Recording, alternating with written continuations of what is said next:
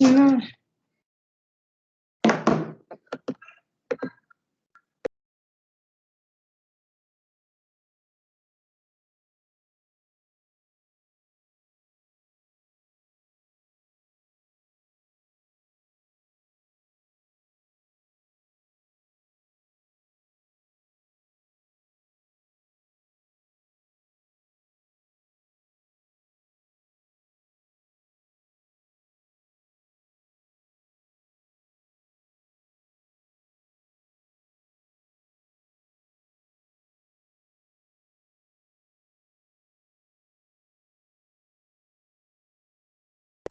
Buenos días a todos.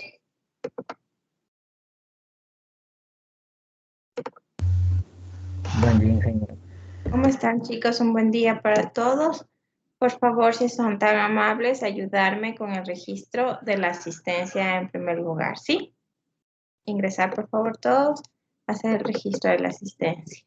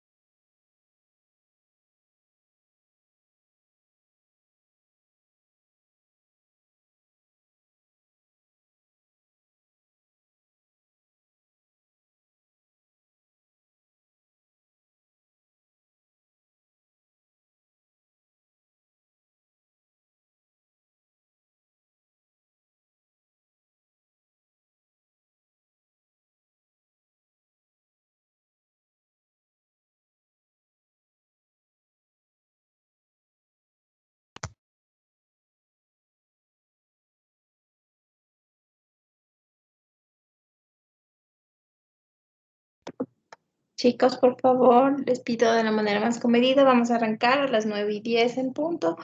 Ayudarme con el registro de la asistencia. Sí, les dejo estos minutitos para que me ayude usted registrando su asistencia.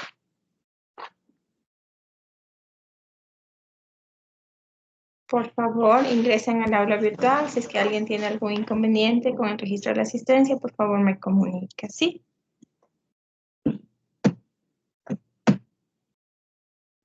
Ok, ingeniero, gracias. Bien.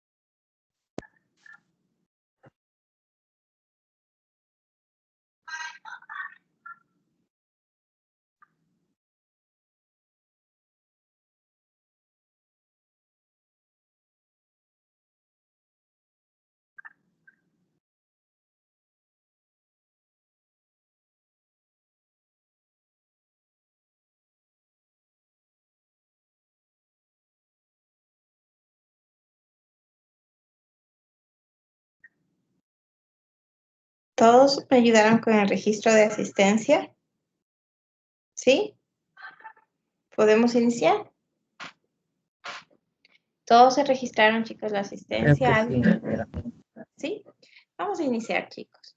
Como les dije el día de hoy, yo tengo programada una sola hora. En la segunda hora está destinada para que si es que alguien tiene alguna clase de inconveniente en algún tema específico, pues lo podemos resolver. Vamos a iniciar el día de hoy. Vamos a iniciar el día de hoy con lo que es un poquito de recorderis de lo que es tabla periódica. Sí, yo veo que aún existe un poco de inconvenientes en lo que es la ubicación y algunas características básicas que nosotros tenemos que saber de los elementos químicos que nosotros citamos aquí. Entonces, si usted tiene alguna duda acerca de lo que yo empiezo a recordar, interrúmpame por favor y ampliamos un poquito más el tema o nos quedamos un poquito ahí para que a usted le quede todo claro, ¿sí? Entonces, chicos, todos los elementos químicos que existen en la naturaleza, ¿sí? Nosotros los tenemos citados aquí en la tabla periódica, sean estos de origen natural o también sintético. En la actualidad, la UPAP es realmente la máxima academia que se tiene en la química y es donde se envía cuando alguien tiene algún elemento químico que sea descubierto, puede ser de origen natural, pero más ahora se habla de la parte sintética para que se quiera incluir en la tabla periódica. Por eso es que nosotros en las tablas periódicas actualizadas, esta no es una tabla periódica actualizada, tenemos espacios huecos. Ahí es donde se empieza a incluir todos estos elementos químicos sintéticos una vez que hayan pasado por toda la investigación que tiene que realizar la UPAC para poder aprobarlos, ¿sí? Entonces, cuando nosotros hablamos de los elementos químicos, solo recordarles que yo veo aún, por ejemplo, si les pido identificar algún elemento químico, algunos estudiantes me ponen con letras minúsculas y eso me han llamado a mí a reclamar del examen principal. Creo que les tomé algún ejemplo, alguna pregunta que tenían que poner el carbono y el carbono me ponen con letras minúsculas. Entonces, por favor, solo recordarles que cuando nosotros hablamos de elementos químicos, ¿quién pone el nombre a los elementos químicos? Realmente, antes, hace muchos años, se ponían los nombres de los elementos químicos derivados de su palabra en latín, pero en la actualidad se utiliza mucho ya lo que es el inglés. ¿Quién los nombra, chicos? Pues el descubridor. ¿Quién descubre el elemento químico? Es la persona que nombra el elemento químico como lo desea. Generalmente, pues o ponen de dónde lo han extraído, su origen, de dónde proviene, o se puede poner el apellido del descubridor. Recuerden que una persona lo que busca es que su nombre perdure en la historia, pero siempre van o con una letra o con dos letras, como ustedes pueden observar. Hidrógeno o berilio, que viene acompañado de una B mayúscula y una letra minúscula, pero siempre la primera letra es mayúscula. Entonces, yo no puedo hacerles válido en algún examen que usted me diga, me confundí y puse minúsculas. Eso es incorrecto y en ninguna recalificación ustedes les van a hacer válido por eso. Sí, entonces, por favor, yo le pido, tengan mucho cuidado con eso. Los elementos químicos siempre se nombran con una letra mayúscula si es que tenemos una sola y si tenemos dos letras del abecedario, pues la primera es mayúscula y la segunda es minúscula, ¿sí? Ahora, nosotros en la tabla periódica podemos estudiarla de varias maneras. Una de las maneras más generales de estudiar la tabla periódica es a través de lo que se conoce como los llamados grupos o familias y periodos. Por favor, permítanme medio minuto, nada más con mis lentes.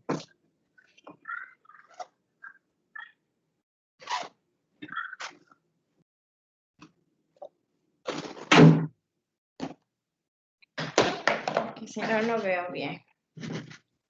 Ahora sí, vamos a seguir.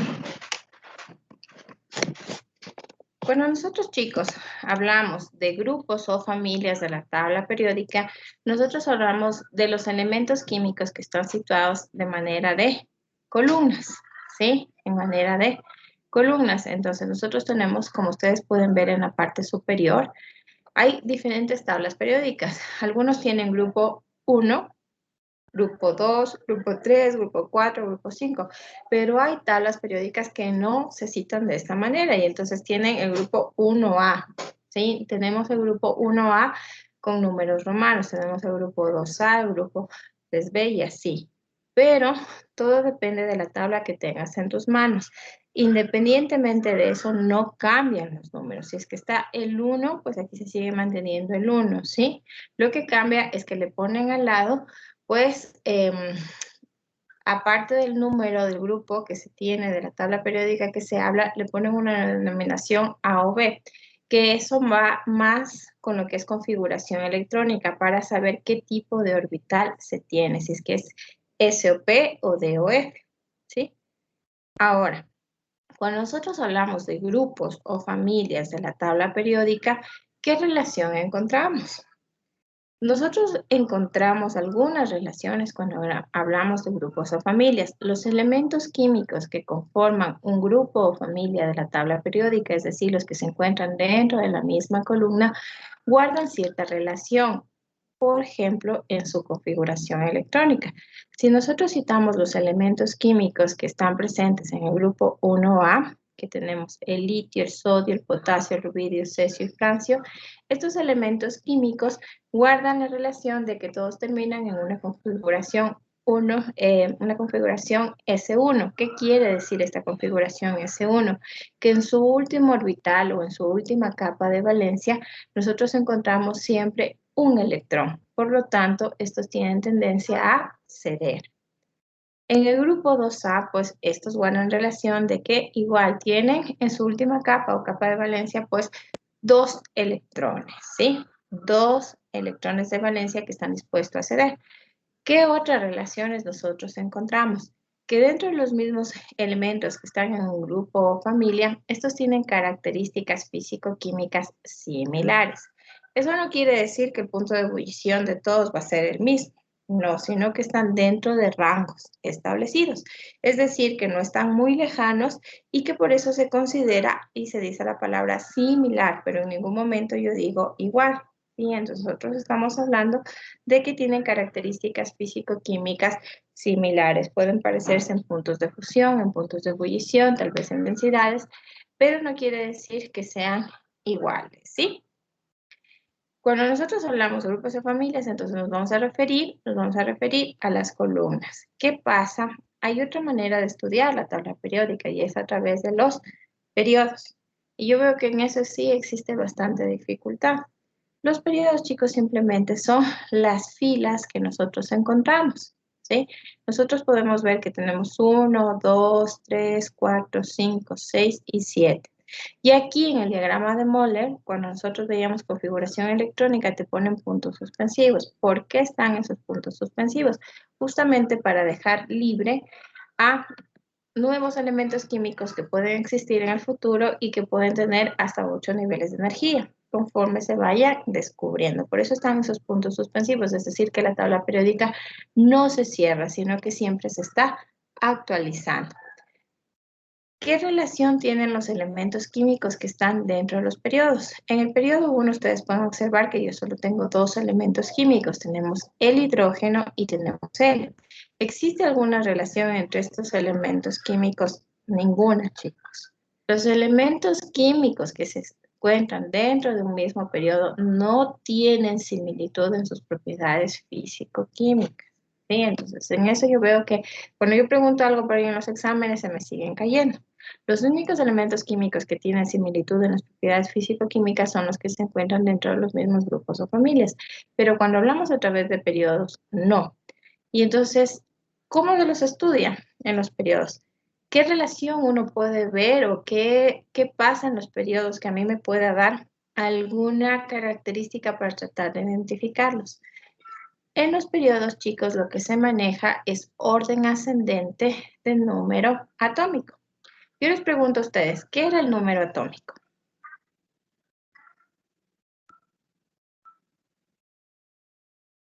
¿Se acuerdan?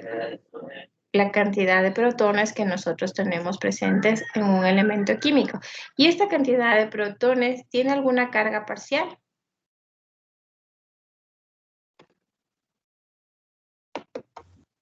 ¿O no? Los protones carga positiva. Sí, entonces, disculparme el dibujo. Vamos a hacernos a la idea de que yo tengo aquí el núcleo del átomo, ¿sí? Yo tengo aquí el núcleo del átomo. Vamos a poner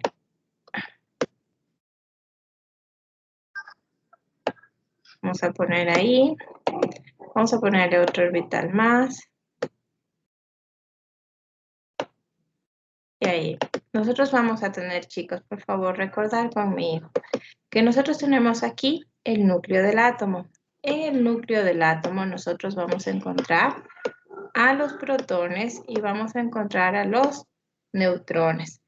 ¿Por qué se caracterizaban los protones? Porque los protones tienen la carga parcial positiva del átomo. Los neutrones se caracterizaban ¿por qué? Porque tienen una masa igual o similar a los protones. ¿Se acuerdan cuando nosotros vimos esta clase? Yo les puse incluso ejemplos, que lo único que variaba en la masa de entre un protón y un neutrón era el cuarto y quinto decimal. Entonces, la diferencia que existe entre los dos realmente es bastante pequeñita. Por lo tanto, se lo consideraba casi nula. Esa era una característica que guardaban los dos. Los neutrones se caracterizan porque no tienen carga.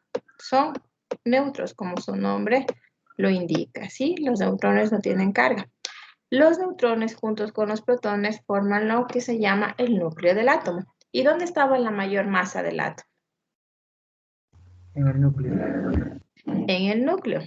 La mayor masa del átomo, chicos, se encontraba en el núcleo.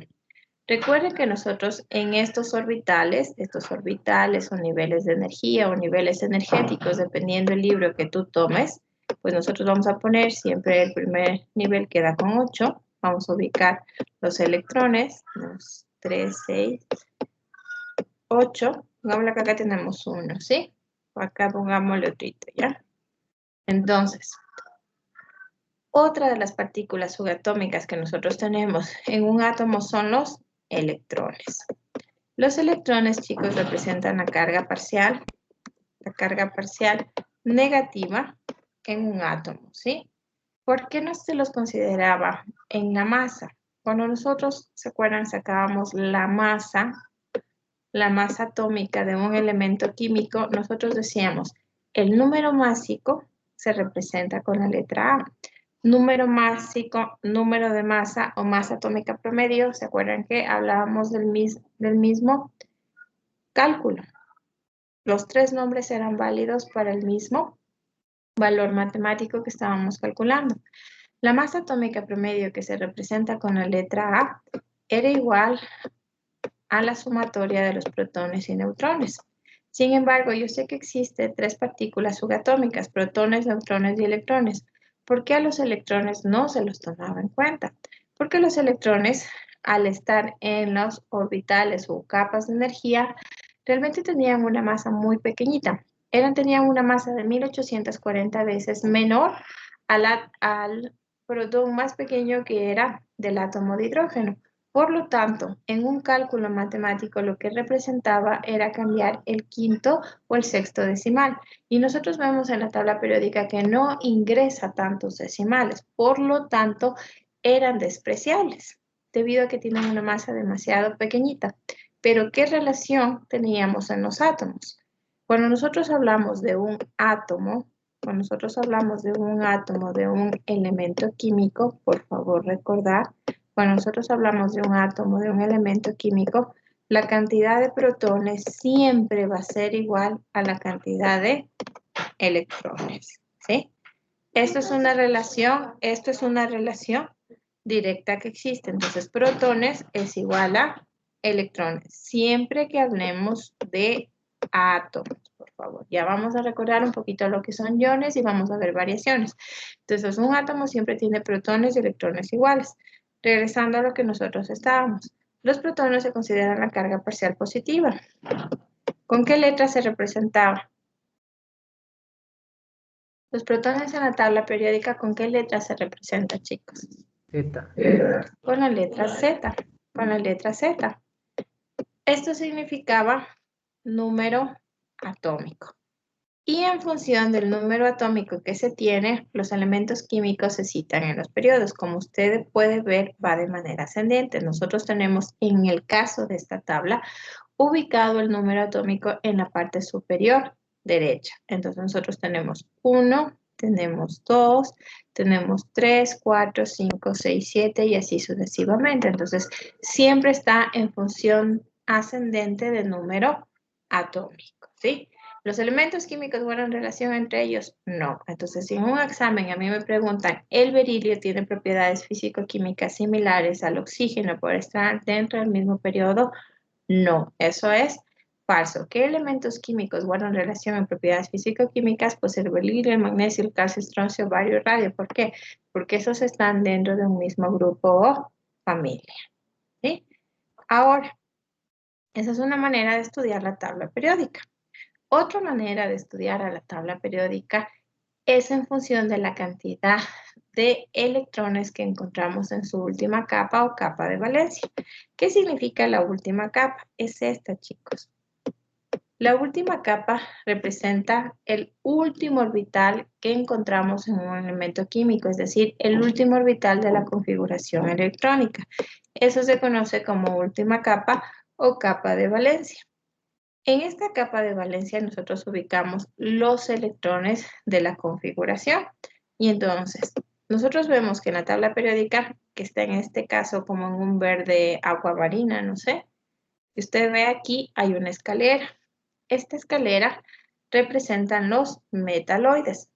¿Qué significan los metaloides? Los metaloides son elementos químicos, chicos, que tienen la característica de que pueden actuar de dos maneras. Al tener 4 electrones de valencia en su última capa, tienen la tendencia de ceder o ganar electrones. Entonces, estos pueden, pues dependiendo de la reacción química que usted tiene o de lo que quiera formar, usted puede actuar, puede hacer que estos elementos químicos actúen como cationes o aniones. Pero encima de la escalera nosotros encontramos el grupo de los carbonoides, de los nitrogenoides, el grupo del oxígeno y los halógenos. Estos elementos químicos que nosotros encontramos en estos grupos o familias de la tabla periódica, ¿por qué se caracterizan? Se caracterizan porque en su última capa, en esta capa o capa de valencia, todos estos elementos químicos se conocen con el nombre o se agrupan dentro de los no metales. Estos elementos químicos se caracterizan porque tienen en su última capa o su capa de valencia de 5 a 7 electrones de valencia. Como tienen de 5 a 7 electrones de valencia, es decir, tienen muchos electrones en su última capa, pues no tienen esa tendencia a ganar electrones, sino tienen la tendencia, no tienen esa tendencia a ceder electrones, sino a ganarlos. ¿Por qué? En química hay algo que se conoce como Lewis. Lewis fue una persona que puso un modelo cúbico de Lewis que realmente no tuvo relevancia en la historia, pero nos dejó algo muy práctico que se ocupa hasta el día de hoy. La ley del octeto o regla del octeto. ¿Qué dice la ley del octeto o regla del octeto? ¿Alguien se acuerda? ¿Cuál es el objetivo de la regla del octeto? ¿O qué te manifiesta la ley del octeto? Completar el octeto. Que todos los elementos químicos tienen la tendencia a tener 8 electrones en su última capa. ¿Por qué? Porque ahí se les considera elementos químicos no reactivos. Cuando completan su estado fundamental, cuando ganan electrones o ceden electrones y se quedan en su última capa con 8, pues estos elementos químicos ya no son reactivos. Es decir, pasa, como nosotros tenemos aquí, a los gases nobles. Los gases nobles, chicos, se consideran elementos no reactivos. Cuando usted los pone en una reacción, estos no interactúan con otra. ¿Por qué razón? Porque tienen su estado fundamental o octeto completo. Entonces, estos elementos químicos, al tener de 5 a 7 electrones de valencia, pues tienen esa tendencia a ganar electrones para completar su estado fundamental. Y si ganan electrones, ¿Qué forman? ¿Cationes o aniones? Aniones. Se van a formar aniones, ¿sí? Ahora, nosotros también podemos estudiar la parte izquierda de la escalera. Toda esta parte izquierda de la escalera se conoce como metales. Los metales son elementos químicos. Los metales son elementos químicos que tienen en su configuración electrónica de 1 a 3 electrones de valencia. Estos elementos químicos tienen esa tendencia de ceder electrones. Cuando ceden electrones, entonces algunos estudiantes a veces se confunden y dicen, pero Inge, si cede electrones, ¿cómo es posible que alcance su estado fundamental? Aquí yo tengo dibujado, en teoría, un metal. Entonces yo tengo 1 y 2 electrones de valencia. Al ceder estos 2 electrones de valencia, se queda con la siguiente capa, que es el primer nivel energético con 8 electrones, y por eso se asume que ya ha alcanzado su estado fundamental, porque ya no tenemos esa tendencia a seguir cediendo electrones, ¿sí? Entonces, se gane o se pierde electrones, siempre lo que se busca es completar la famosa ley del octeto o regla del octeto, que simplemente es tener 8 electrones en la última capa de su configuración para alcanzar el estado fundamental y convertirse en un elemento químico ya no reactivo. Estos elementos químicos, como tienen la tendencia a ceder electrones, lo que forman son cationes. Ahora, ¿cuántos electrones tienen tendencia a ceder? Eso depende de dónde estén ubicados. Cuando ustedes hicieron un taller de las características de la tabla periódica, yo les di un material en donde ustedes encontraban algunos características propias de los grupos o familias, pero también se encontraron en ese material que nosotros teníamos grupos principales o también llamados, hay otros grupos de transición. ¿Qué quiere decir eso? Que dentro de los elementos químicos que encontramos en la tabla periódica, nosotros vamos a tener elementos químicos más reactivos que otros, y esos se conocen como grupos principales. Los otros elementos químicos se conocen que están dentro de grupos de transición. Esto no quiere decir que no son reactivos, sino que no se les ocupa mucho en lo que son reacciones químicas, es decir, que su reactividad es menor. ¿Cuáles son grupos principales? Por ejemplo, el grupo 1 y el grupo 2 de la tabla periódica. Estos están dentro de los metales en transición, ¿sí? Ahora, dentro de lo que yo también les he tomado en algunos exámenes, creo que desde el primer parcial, es mirar el ion más probable. El ion más probable. Entonces, el ion más probable, chicos, es fácil verlo en la tabla periódica. Cuando nosotros tenemos, por ejemplo, el primer grupo que se refiere a los alcalinos, estos tienen una configuración electrónica que termina en S1, lo que quiere decir que tienen un electrón en su última capa o capa de valencia. ¿Cuál es el ion más probable que tienen estos elementos químicos? Justamente esa tendencia a ceder ese un electrón que tienen en la última capa. Por lo tanto, el ion más probable de todos los elementos químicos que nosotros tenemos en los alcalinos es +1.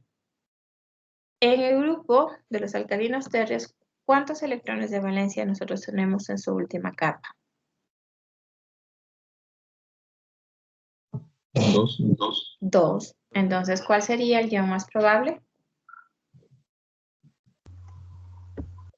2. ¿Cuál sería el ion más probable? Más 2. +2, ¿sí? +2. ¿Cuándo se complica un poco? En estos elementos químicos que son de transición. ¿Por qué razón?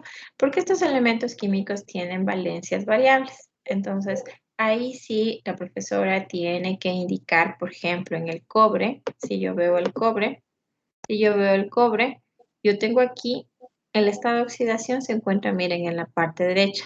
En el hierro es un poquito, se le ve más claro, se tiene +6, +5, +4, +3, +2, +1, y también tenemos -1 y -2, si es que se somete a procesos químicos que no están dentro de lo natural. Recuerda que nosotros eso ya estudiamos en las propiedades periódicas, que hay elementos químicos que nosotros podemos también transformar en aniones, pero que en ese caso no hay desprendimiento de energía, sino que nosotros necesitamos ahí que se incremente. Todo depende de la propiedad periódica que se está estudiando. Entonces, cuando hay este caso de los elementos químicos que tienen estado de oxidación variable, entonces la profesora tiene que indicar qué es lo que quiere calcular. Por ejemplo, en el cobre que se tiene +1, +2, se indica cuproso o cúprico. Pero yo jamás me he metido a tomarles a ustedes elementos químicos que tengan estados de oxidación variables. Siempre he tomado de grupos principales para facilitarles las cosas. Además, tomando en cuenta que yo no estoy en una ingeniería de química pura, sino estoy en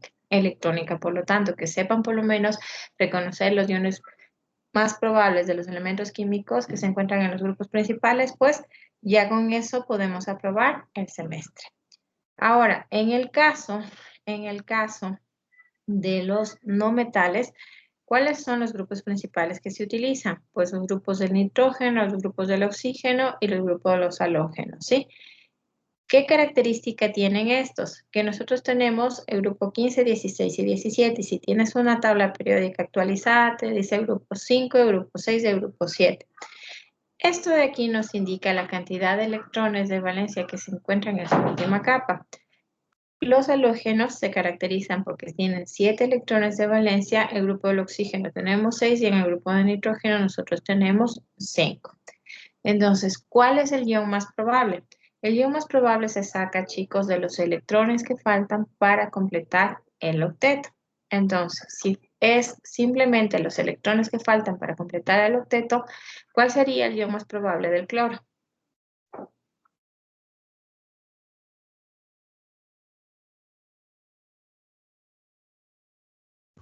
-1. -1, ¿sí? ¿Por qué? Porque tenemos 7 electrones. ¿Cuánto me falta para completar el octeto nada más? 1. Por lo tanto, ese es el ion más probable. El azufre. ¿Cuál sería el ion más probable del azufre? -2. -2, porque si tenemos 6 electrones en su última capa o capa de valencia, pues me faltan nada más 2. En el caso del fósforo y el nitrógeno, al tener 5, pues el ion más probable sería -3, porque es la cantidad que a mí me falta para completar el octeto. Eso es lo que yo les he venido tomando en los exámenes, ¿sí? Ahora, algo que también les pregunté en este examen principal y veo que existe algún fallo. ¿Qué pasa si yo en un examen le digo, ¿cuál es el elemento químico? ¿Cuál es el elemento químico que tiene características físico-químicas similares al arsénico, pero con un número atómico menor a 10? ¿Cuál sería su respuesta? Vamos a repetir. ¿Cuál es el Nitrógeno. elemento químico? Justamente, ¿cuál es el Nitrógeno. elemento? Sí, esa es la respuesta correcta. Vamos a explicarlo despacio porque algunos compañeros aún me fallan en eso. ¿Cuál es el elemento químico que tiene características físico-químicas similares al arsénico, pero que tiene un número atómico menor a 10? Entonces, yo me voy al arsénico, lo busco en la tabla periódica y está aquí, en el grupo 15. La profe me enseñó que los elementos químicos que tienen propiedades físico-químicas similares son aquellos que están en esta columna. Entonces puede ser el nitrógeno, el fósforo, el antimonio, el bismuto. Este de aquí casi ya no se lo toma mucho en cuenta en lo que son exámenes. ¿Por qué? Porque estos son los que se va incrementando en la tabla periódica, son los sintéticos. Yo, la verdad que no ocupo mucho para preguntarles de esto, sino más a lo que nosotros ocupamos en las diferentes reacciones químicas. Ahora, pero igual se podría considerar que tienen características físico-químicas similares. Yo siempre cierro las preguntas o cierro el abanico para que usted no me pueda poner cualquiera. ¿Con qué le restringo? Con el número atómico. Si yo le digo que tiene un número atómico menor a 10, pues este tiene 115, 83, 51, 15. El único que queda, pues, suelto es el nitrógeno y es el único que cumple esa característica del número atómico menor a 10. Entonces, por favor, yo en este examen principal incluso les puse una pregunta de eso y yo veo que siguen fallando en lo mismo. Hasta ahí lo que es tabla periódica. Un recorderis de tabla periódica. Ahora me gustaría ver con ustedes cálculos de partículas subatómicas que veo que aún existe dificultad. Les puse calcular en el siguiente cuántos neutrones hay, cuántos protones, cuántos electrones y sigo viendo respuestas equivocadas. ¿Alguien tiene alguna pregunta hasta ahí?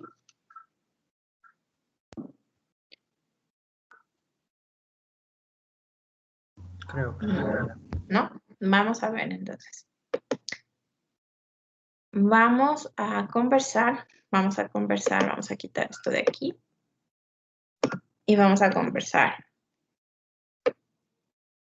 Cuando nosotros hicimos cálculos de partículas subatómicas, yo partí de lo siguiente. Yo le dije, la mayor parte, y si estuviéramos en la parte presencial, yo a usted le pediría que me coloque símbolos químicos completos. Entonces, yo le enseñé a usted y le dije, cuando se trata de átomos,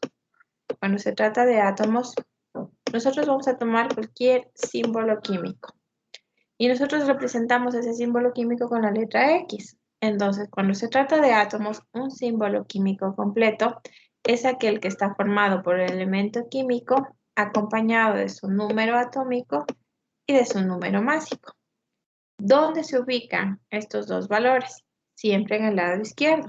Pero hay la particularidad que dependiendo del libro o de la tabla periódica que tú tomes, este número másico, que recuerden que salía de la sumatoria del núcleo, las partículas que se encuentran en el núcleo, puede estar ubicado en la parte superior o en la parte inferior. Eso no cambia, ¿sí?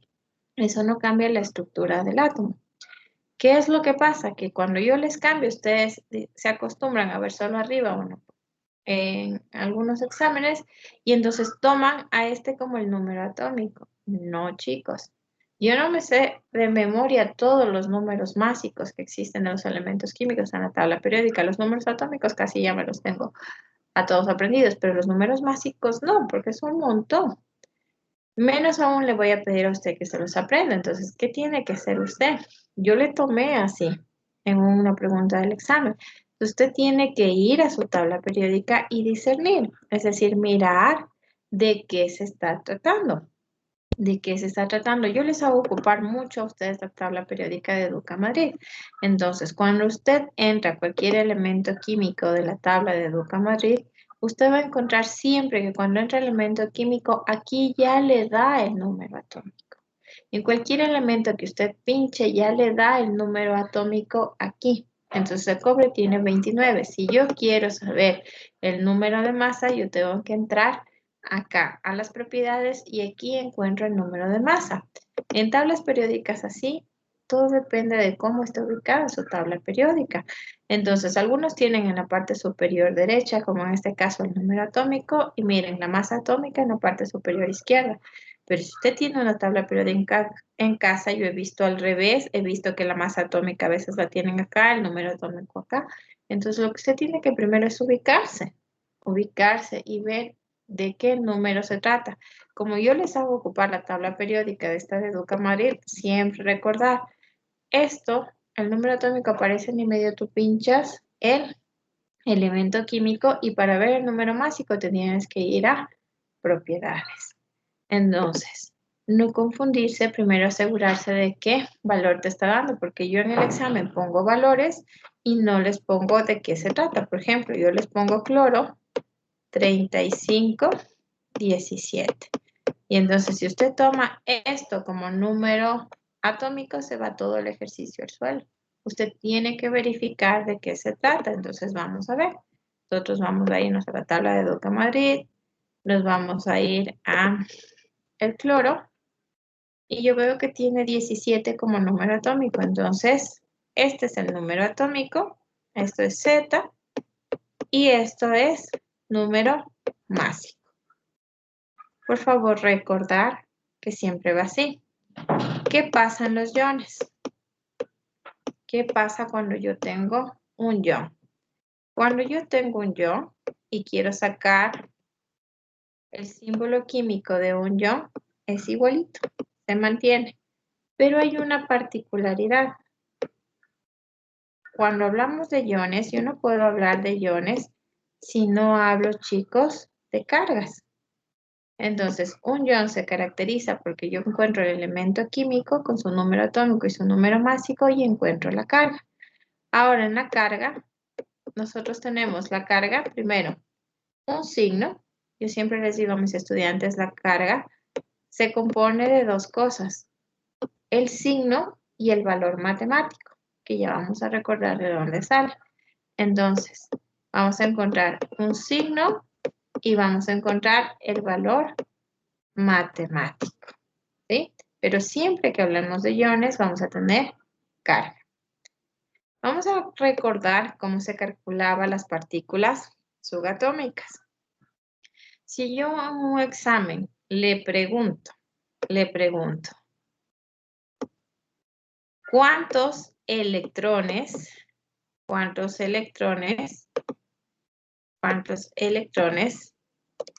tiene el átomo con 7 protones? ¿Qué me respondería usted?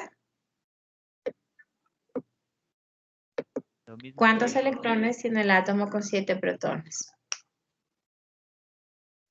7 electrones. 7 electrones. 7 electrones. ¿Por qué? Porque nosotros ya quedamos que cuando se trate de átomos, la cantidad de protones siempre va a ser similar a la cantidad de electrones presentes. ¿Sí? Ahora, si yo le pregunto a usted, en vez de decirle cuántos electrones, le voy a preguntar cuántos neutrones tiene el átomo con 7 protones. No le estoy dando el nombre del elemento químico, pero ¿cómo usted puede entrar a la tabla periódica para fijarse? Usted tiene que recordar que este valor es invariable, nunca cambia. Por eso es que el número atómico se llama el identificador de los elementos químicos, porque es mediante el cual te permite identificar de quién estás hablando. Entonces, nosotros nos vamos acá y yo digo, me están pidiendo el de 7, ¿sí? Entonces, en la tabla periódica común yo veo que se trata del nitrógeno. Entonces, vamos a entrar al nitrógeno, nos vamos a ir a las propiedades y ¿cómo yo calculo la cantidad de neutrones? Yo saco a través de la masa atómica. Yo miro que la masa atómica tiene 14.00674. Aquí les hago acuerdo de una particularidad. Siempre la masa atómica se redondea al inmediato superior en cálculos de partículas subatómicas. ¿Por qué razón? Porque usted no puede decir que tiene un electrón 3/4. Usted no puede decir que le queda 3.435 de neutrón. Siempre se habla en números enteros. Entonces, en este caso, ¿cuánto tendría yo que tomar de masa atómica? 14.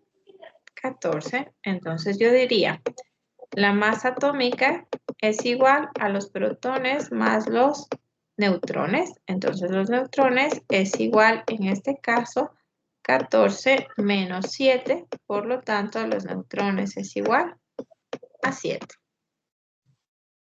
¿Sí? Ahora, vamos a hablar un poquito, antes de pasar a los iones, de los isótopos. ¿Qué es un isótopo, chicos? Un isótopo simplemente es un átomo de un elemento químico cuya cantidad de neutrones ha variado.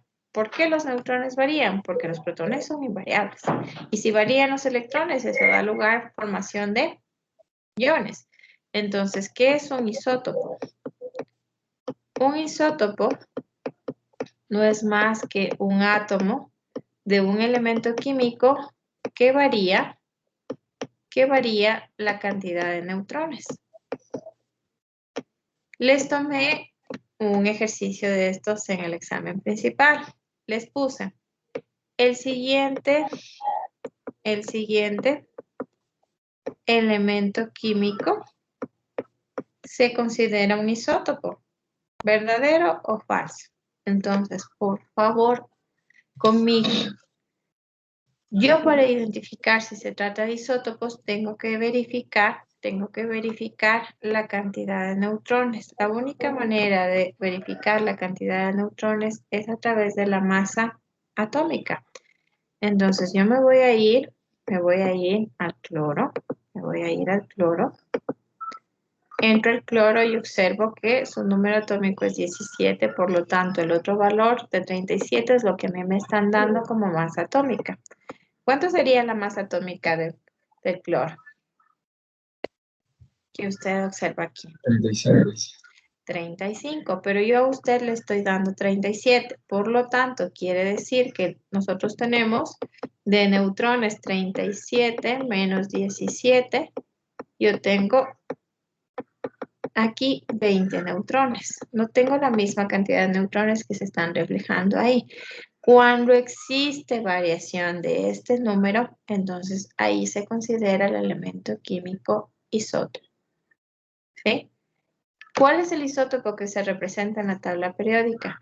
Siempre el que se encuentra en mayor porcentaje en la naturaleza. Y entonces, para hacerles de acuerdo de eso, vamos a entrar aquí a la tabla que dice isótopos. Miren, nosotros tenemos aquí los isótopos del cloro. Tenemos aquí que el cloro 35, que es el que se pone en la tabla periódica. ¿Por qué 35? Porque tenemos 35, 45. No da para aproximar al inmediato superior. Es el que nosotros tenemos citado en la tabla periódica porque es el que se encuentra en mayor abundancia, en 75.53%. Y luego tenemos el 37, que es el que yo les acabo de poner, que tenemos 24.47. ¿Cuál es el que se cita en la tabla periódica? Siempre que tiene mayor abundancia. Entonces, si yo en el examen le pongo ¿el siguiente átomo de elemento químico representa un isótopo? Sí, representa un isótopo. ¿Por qué? Porque veo variación en el número másico. ¿Sí? Ahora, algo también que se me están confundiendo en los exámenes es, ustedes ven que este dura 3 millones, tenemos 3 millones 10.000 años. 3 millones 10.000 años tiene de estabilidad. Pero, como usted puede ver, el porcentaje de abundancia se considera cero. ¿Por qué si tiene una estabilidad de tantos años se considera cero? Chicos, cuando nosotros hacemos cálculos de masa atómica promedio, que también les tomé sacar la masa atómica promedio a partir de esos isótopos, por favor, tomar en cuenta las abundancias. Aunque aquí le diga que tiene una vida media pues muy grande en años, solo se toma en cuenta los que dan porcentaje en abundancia.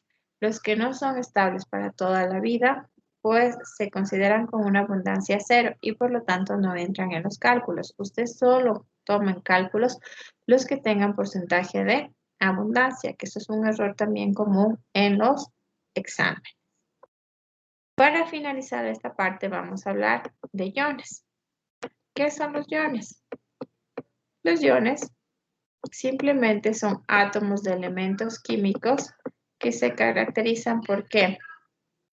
Porque gana o pierde electrones, nada más. Entonces, ¿de qué depende que gane o pierda electrones? De las características que empezamos diciendo en la tabla periódica. Si tiene de 1 a 3 electrones de valencia, tiene la tendencia a perder. Y si tiene de 5 a 7, tiene la tendencia a ganar. ¿Con qué fin? De completar la ley del octeto. Ahora, yo en los exámenes, por ejemplo, puedo tomar lo siguiente. Calcular la cantidad de electrones presentes en el siguiente ion. Entonces, ¿cómo usted puede calcular la cantidad de electrones presentes en ese ion? Le he dicho que la partícula atómica que es invariable siempre son los protones. Entonces, ese es su punto de partida. Nos vamos a la tabla periódica y localizamos al calcio. Me voy al calcio. El número atómico del calcio es 20. Entonces, yo tengo aquí 20. ¿Cómo calculo la cantidad de electrones? Yo le di una regla general a usted. Si no se acuerda, por favor, anótela para que lo incluya en su formulario. Cuando se tiene carga positiva, eso quiere decir que se perdió electrones, ¿sí? Que se perdió electrones. Entonces, cuando el ion está cargado positivamente, ¿cómo se saca la cantidad de electrones? Restando el valor matemático a los protones. Se resta el valor matemático de la carga a los protones. Entonces, si yo tengo 20, ¿cuánto me quedaría de electrones? 18. Me quedaría aquí 18. ¿Sí? Vamos a ver un hito más. ¿Qué pasa si tengo aluminio más 3? Entonces nos vamos nuevamente a la tabla periódica. Vamos a ocupar en este caso la otra. Tenemos aluminio, su número atómico es 13. Por lo tanto, protones es igual a 13. ¿Y los electrones serían? 10. 10. ¿Qué pasa si yo tengo una carga negativa? Es lo contrario, chicos. Primero sacamos la cantidad de protones. Siempre necesita la cantidad de protones. Entonces tenemos 16. Entonces yo digo protones 16. ¿Cómo se saca la cantidad de electrones? Cuando la carga es negativa, lo que se hace es sumar el valor matemático de la carga a los protones. Entonces, ¿cuánto me daría? 18. Tendríamos 18. Y finalmente, si yo tengo, por ejemplo, cloro menos 7, ya lo tenemos que la cantidad de protones es 17 para no estar ingresando. Y la cantidad de electrones, ¿cuánto me daría? 24. 24. ¿Sí? Con eso concluyo yo la parte que veo que tienen dificultad y que aún están inconvenientes en los exámenes que he visto que me registran pues respuestas equivocadas. ¿Tiene alguna pregunta?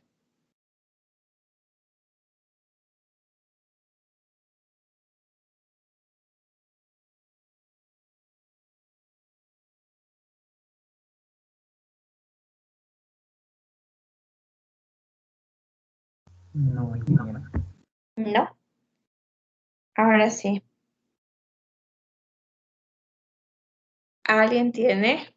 Como les dije, yo voy a ocupar una hora para poder repasar lo que veo que tienen dificultad. Y la siguiente hora era justamente para si es que alguien quiere que le explique o tiene algún inconveniente en algún tema en particular.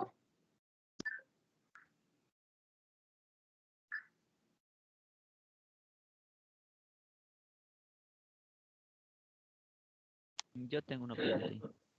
Claro, con mucho gusto. ¿Podría explicar, Inge, la parte de cómo calcular la masa atómica promedio? Claro, con mucho gusto. Vamos a hacer un cálculo de una masa atómica promedio. Como estamos en el calcio, vamos a coger el calcio, ¿ya? Vamos a tomar el calcio. ¿Cómo se calcula la masa atómica promedio? La masa atómica promedio se puede calcular de dos maneras.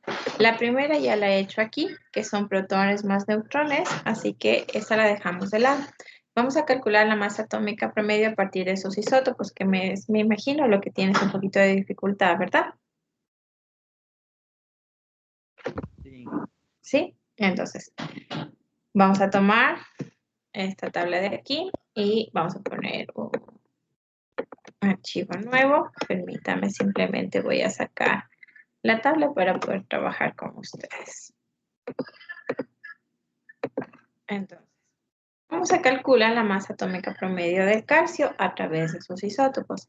La masa atómica promedio, chicos, se calcula tomando en cuenta justamente, como les decía, los isótopos que tienen abundancia. Todos los isótopos que tienen valores de abundancia se toman en cuenta para el cálculo.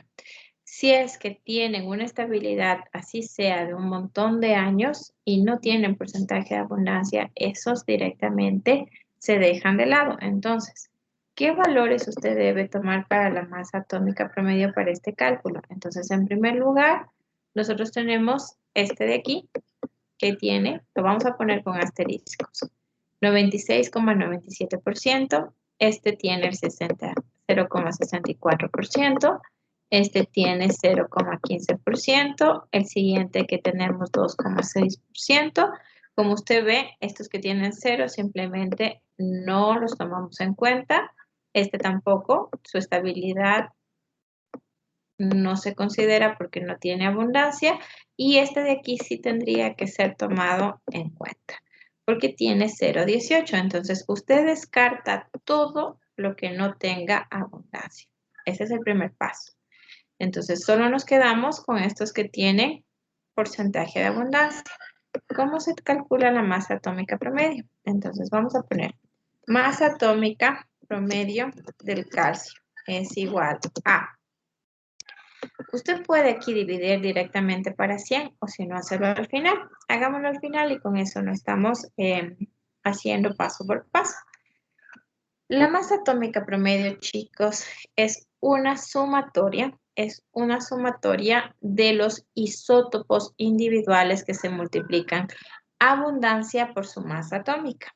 Entonces, lo que usted tiene que hacer es tomar el valor de la abundancia, 96,97, y multiplicar por la masa atómica, en este caso que tenemos 39,9626. Como yo le digo que es una sumatoria de todos los isótopos, entonces vamos a tomar el siguiente valor. ¿Cuál isótopo seguiría? El calcio 42, que tiene una abundancia de 0,64 por una masa atómica de 41,9586. Tengo el siguiente isótopo. ¿Qué isótopo me tocaría? A ver. ¿Cuál isótopo me toca? 43. El isótopo 43. Entonces tenemos 0,15 por 42,9588. Más, ¿qué isótopo me toca, chicos?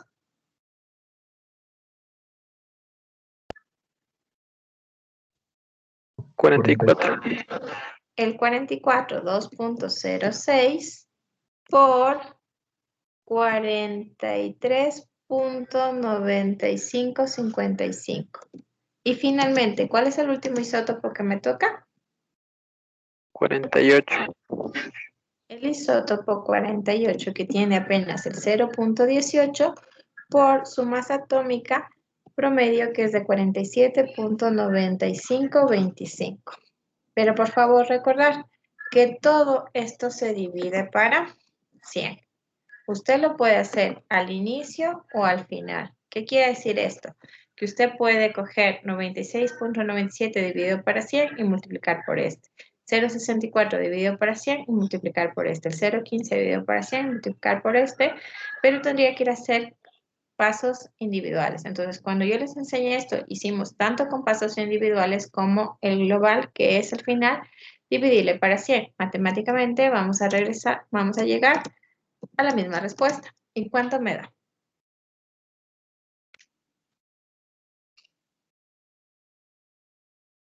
Si son tan amables.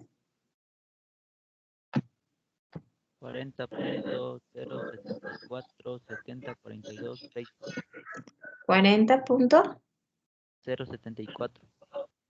074. 70.42.6. Recuerde que en esto va con todos los decimales. ¿Qué unidad es UMA? Que es la unidad de masa atómica, ¿sí? Así se calcula a partir de isótopos. No sé si ahí ya queda un poco más claro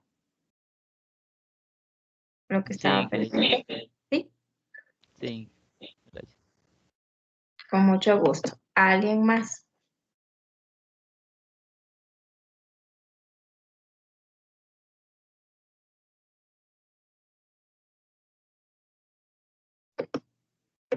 Sí, señora. Dígame, Eh, señor Ramírez, ¿en qué tengo, le ayudo? yo tengo problemas con lo que es para transformar con el número de Avogadro. Ya, con el número de Avogadro. Hagamos un ejercicio con número de Avogadro. Debe ser en átomos y moléculas que a lo mejor tiene problema. ¿Ya? Vamos a plantearnos un ejercicio de elementos químicos y de moléculas. ¿Te parece? Para que quede las dos partes zanjadas. Sí, señora, gracias.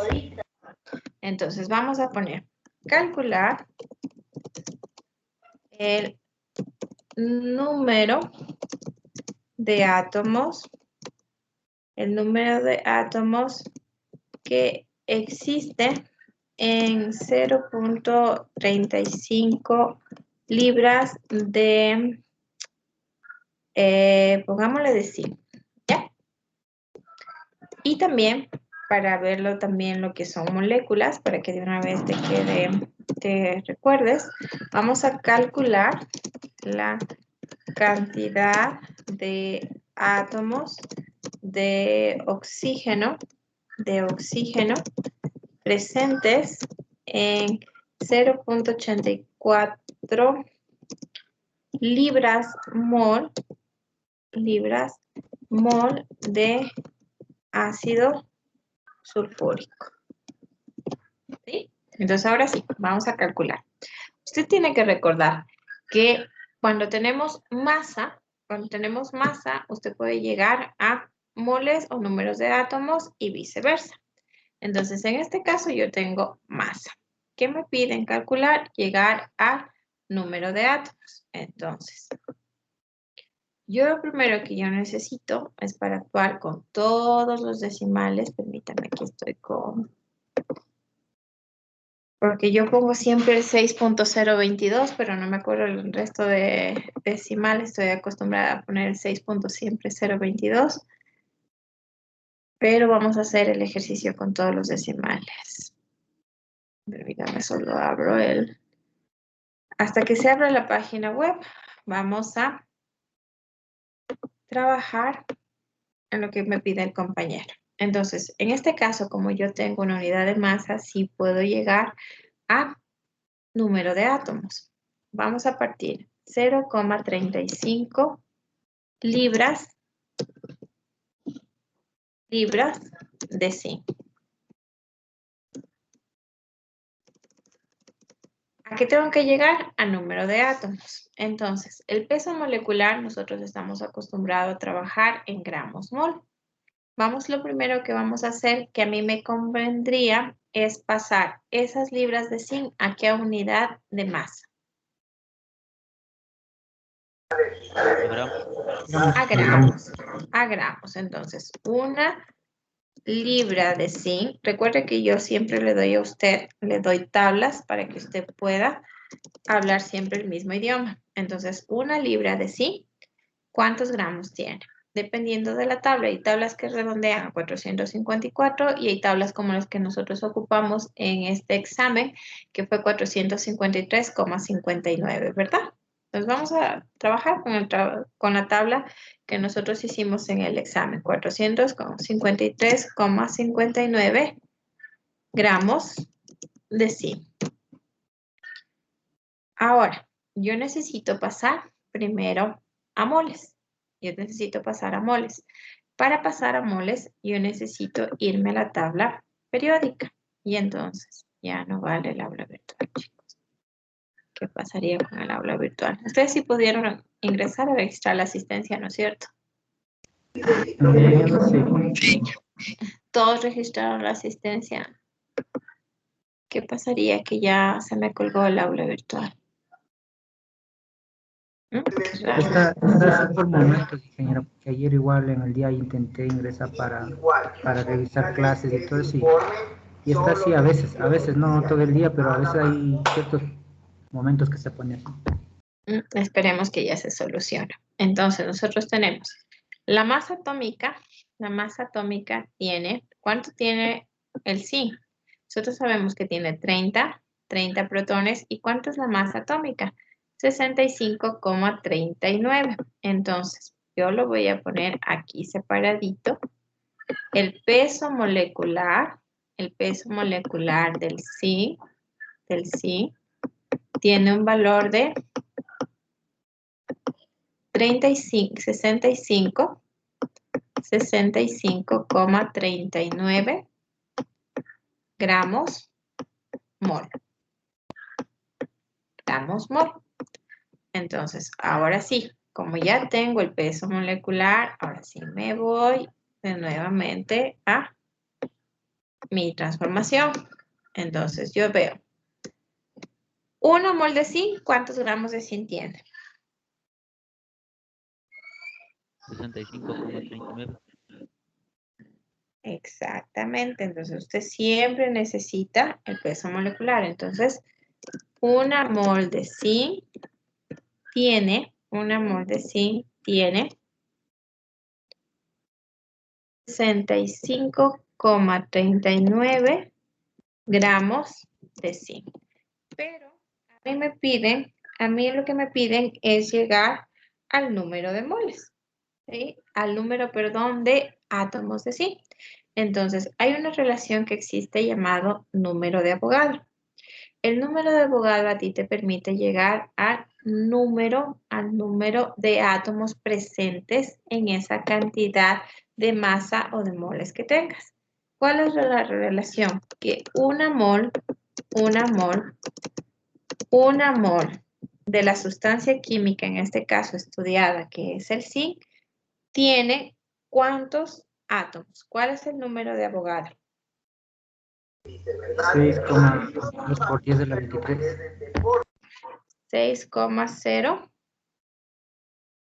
22 por 10 a la 23. por 10 a la 23. Pero en estos ejercicios yo le pido siempre ponerme todos los decimales. 0,2214, si no me equivoco. Quería confirmar cuántos decimales les di a ustedes en sus diapositivas. Si es que alguien tiene las diapositivas al lado, por favor, me confirma. Creo que les di con 5 decimales por 10 a la Es 0,522. 1415. Sí. Gracias, muy amable. Por 10 a la 23, ahora le pongo a la 23 átomos de zinc. ¿Sí? Entonces ya llegaste. Siempre una mol, ojo, una mol de zinc tiene esta cantidad de átomos. Cuando se trata de elementos químicos, solos se hace esa consideración. Pero el cálculo cambia cuando no tenemos elementos químicos solos. Ahora vamos a hacer un ejercicio de esos para que ustedes se acuerden. Entonces, libra de zinc, gramos de zinc, gramos de zinc, moles de zinc, moles de zinc. Y esto me da un valor resultante, si son tan amables, de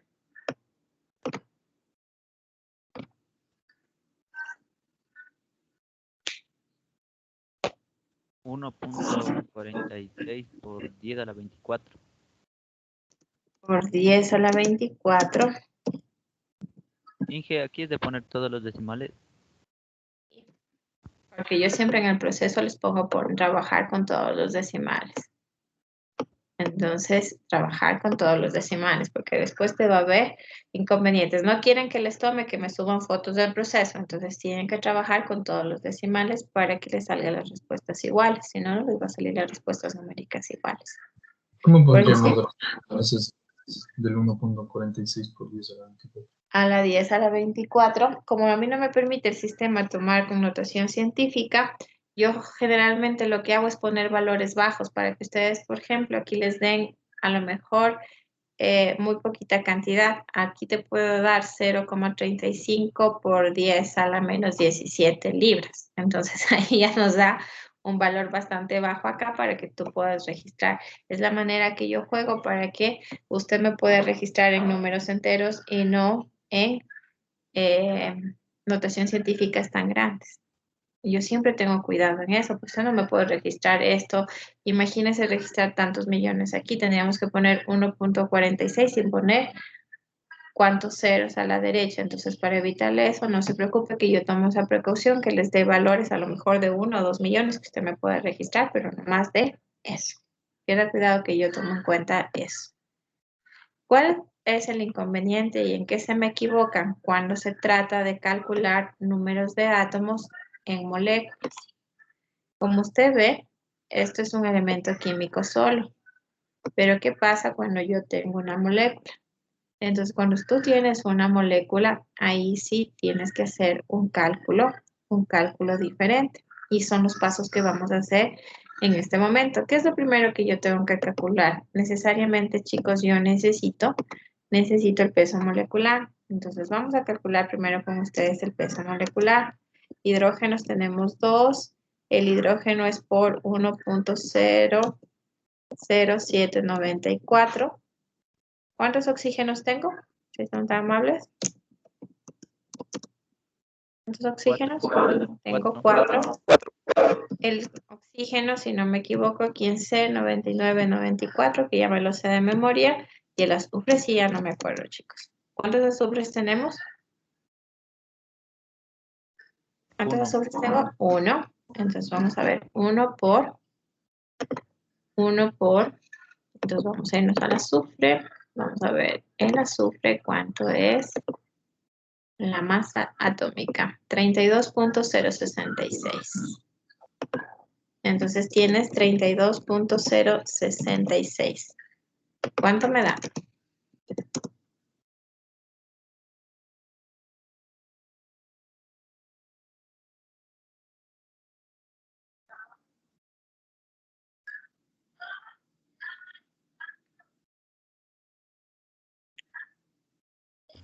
Era 98,07948. 98,07948. ¿Así? 79 me dijo. Le estoy poniendo 79. ¿Sí? ¿Ahí estamos bien? Sí, eso me dio. Entonces, vamos a ver gramos mol. Ahora sí, vamos a nuestro cálculo. Yo parto y me dice, yo tengo 0,84 libras mol de ácido sulfúrico. Entonces, 0,84 libras mol de ácido sulfúrico. Yo tengo mol y aquí tengo libra mol. Entonces, es lo mismo. Yo puedo simplificar libra mol con moles. ¿Se puede simplificar? No hay. Entonces, lo primero que usted tiene que hacer es cambiar. O pasa aquí, pone libra sobre libra mol y transforma y luego hace la transformación, o transforma aquí y luego tenemos lo mismo. Les voy a hacer los dos procedimientos para que vean que llegamos a la misma respuesta. Entonces voy a transformar primero, voy a trabajar con este resultado y voy a poner. Entonces, una libra mol. Vamos a copiar. Una libra mol de ácido sulfúrico. ¿Cuántos gramos mol o mol de ácido sulfúrico tiene? Una libra. ¿Cuántos gramos mol? 453. 253.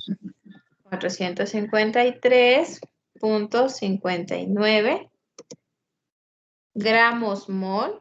Recuerde que gramos mol es lo mismo que mol.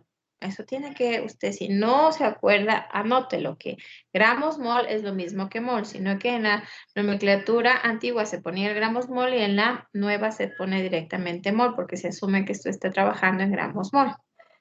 Entonces, de ácido sulfúrico. Ahora, vamos acá. Una mol, yo ya tengo moles de ácido sulfúrico, ¿verdad? Tengo 0,84 libra mol de ácido sulfúrico. Una libra mol de ácido sulfúrico tiene 453,59 gramos mol de ácido sulfúrico. ¿Qué tendría que poner aquí? ¿Tendría que poner el peso molecular o me voy directamente al número de Avogadro? El peso molecular. Sería 98.79.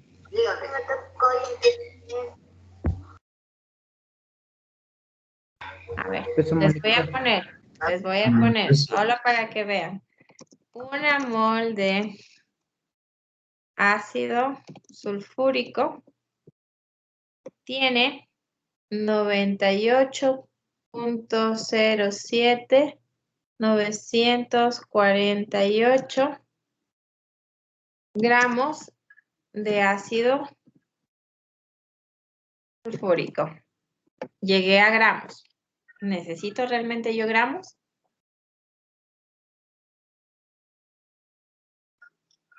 ¿Necesito realmente yo gramos? No. No. Entonces, no va así. Yo tengo moles. Una mol de ácido sulfúrico tiene. ¿Cuánto es el número de Avogadro? 6.022.1415 por 10 a la 23. 6,022,1415 por 10 a la 23. Ahora sí, aquí viene el paso adicional. Ya a usted le estoy pidiendo calcular, la cantidad de átomos de oxígeno presentes en el ácido sulfúrico. ¿Este ácido sulfúrico es un elemento químico o es una molécula?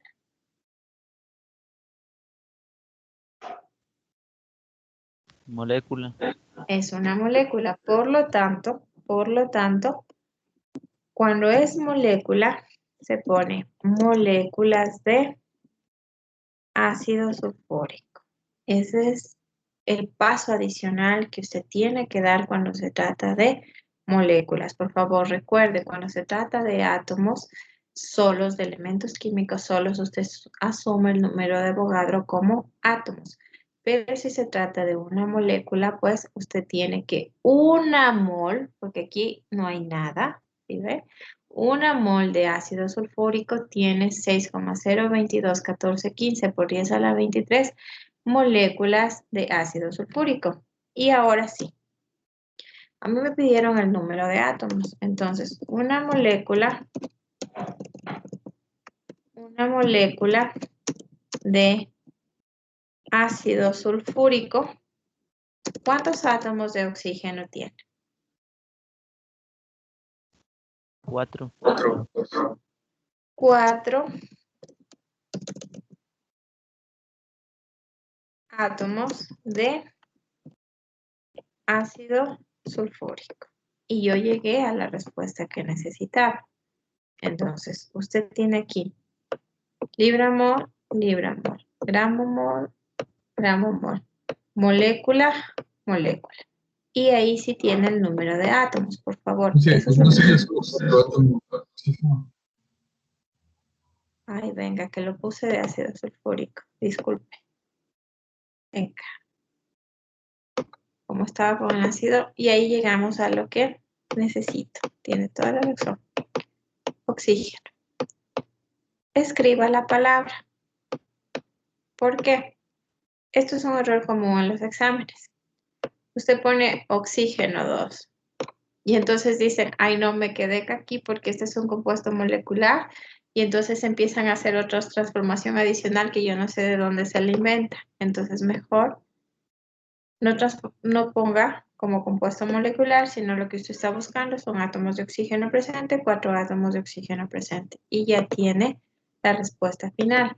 Lo que tiene, por favor, que recordar siempre es que cuando usted se trata de un compuesto, de un elemento químico solo, usted el número de Avogadro lo toma como átomos. Pero cuando se trata de un compuesto molecular, es decir, que está formado por 2 o más átomos que pueden ser de un mismo elemento o de otros, recuerde que el concepto de molécula dice, una molécula son la unión de 2 o más átomos que pueden ser iguales o diferentes.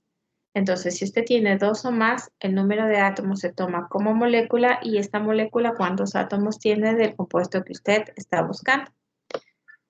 ¿Cuánto me dan la respuesta?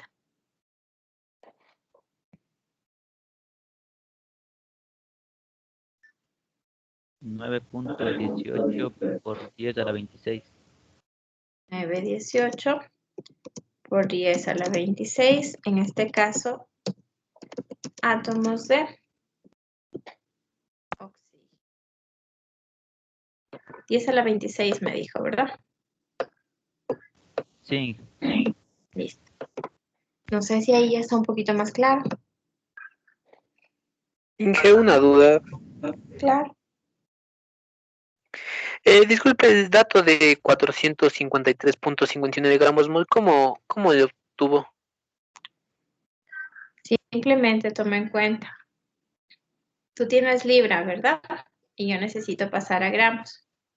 Las moles se mantienen, lo que tú estás pasando es la parte de masa. Entonces, una libra mol tiene, una libra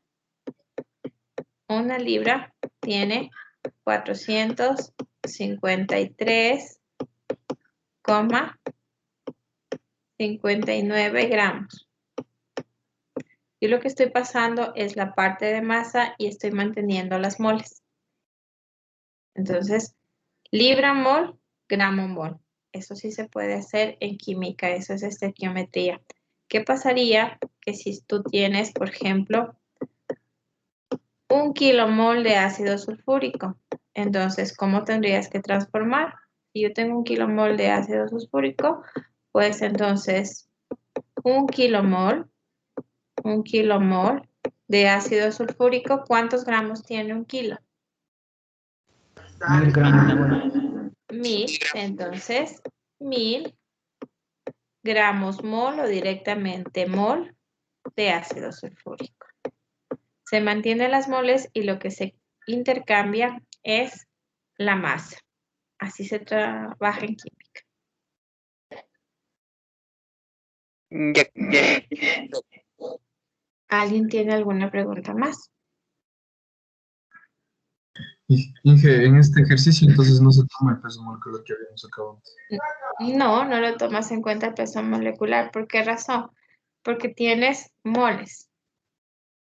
Generalmente cuando se tiene de masa a moles es cuando se necesita el peso molecular, pero si yo ya tengo moles, entonces ya no es necesario hacer la transformación con peso molecular, es darte la vuelta de gana.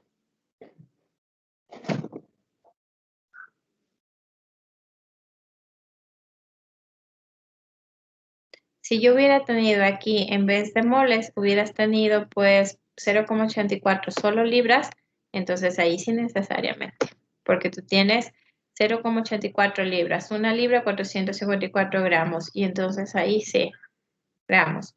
Una mol, 79,07 gramos, y entonces ahí sí, una mol, pues 6,0221415 moléculas. Entonces todo depende de cómo esté planteado el ejercicio.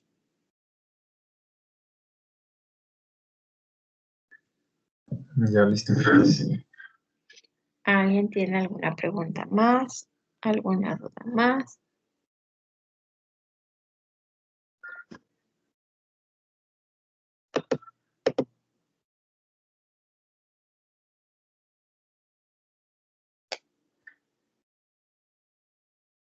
Inge, disculpe, no sé si nos podría aclarar un poco más lo que estábamos viendo ayer del último ejercicio, lo que fue de punto de ebullición y el punto de fusión, pero cuando involucra el factor de Van Hoff. El problema está por ejemplo, ayer nos dio una molécula y a mí se me hace complicado hacer o sea, por ejemplo, tenemos H2O y para buscar el factor de Van Hoff. A ver. Voy a poner dos disoluciones y vamos a sacar el punto de ebullición, ¿ya? Voy a poner dos disoluciones. Voy a poner agua más, pongámosle, a ver, pongámosle la agua más glicerina, que es algo que he trabajado con ustedes. Agua más de glicerina. agua más glicerina. Y vamos a tener otra dilución. Agua más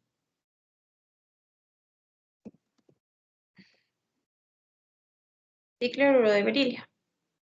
¿Sí? Vamos a asumir que estos dos, yo ya tengo la molaridad. Me voy a inventar valores. Porque lo que veo que hay dificultad es con propiedades coligativas, ¿ya? Me voy a inventar que nosotros ya tenemos el cálculo de esto, ¿sí? Entonces conmigo, por favor. La primera disolución dice que yo tengo agua más glicerina y que esto tenemos una molaridad de tanto. La segunda disolución que yo tengo presente es agua con el dicloruro de berilio y tengo esta molaridad. Entonces, de los dos, vamos a calcular el punto de ebullición de la disolución, es decir, cuando se hizo ya la mezcla. Entonces, cuando usted calcula propiedades coligativas, lo primero que debe recordar es que primero tiene que discernir. ¿Qué significa discernir? Que primero tiene que identificar si usted está tratando de una disolución electrolítica o tiene una solución no electrolítica. ¿Por qué? Porque las propiedades coligativas cambian las fórmulas al tratarse de soluciones electrolíticas. Cuando se trata de soluciones electrolíticas, se aumenta el factor de Van Hoff. Entonces, para calcular el punto de ebullición, nosotros calculamos en primer lugar la variación de la temperatura de ebullición. Entonces, la variación de la temperatura de ebullición es igual a la constante de ebullición, por la molaridad. Pero no pongamos agua, hagámoslo un poquito más difícil, ¿ya? No difícil, sino quitemos esta agua. Hagámosle con otro disolvente para que usted vea la diferencia. Actuemos con etanol para que vean lo que es tomar otros valores. Entonces vamos con etanol. ¿Qué es lo que pasa? Lo primero que yo debo identificar, como le dije, es que si se trata de una sustancia electrolítica o una sustancia no electrolítica. Entonces, vamos a poner que esta es la solución A y esta es la solución B. Entonces, con la solución A, vamos a ver, la solución A. Etanol más glicerina. ¿Qué es lo que da a la sustancia que sea electrolítica o no? ¿Qué es lo que le convierte en que sea electrolítica o no? El soluto, porque el soluto al final es el que se disocia. El disolvente solo está ahí, ni siquiera nosotros hemos dibujado en ningún diagrama las moléculas. Entonces, ¿de qué depende de que la sustancia sea electrolítica o no? De que el soluto se disocie o no. La glicerina, al entrar en contacto con el etanol, ¿se disocia o no se disocia la glicerina?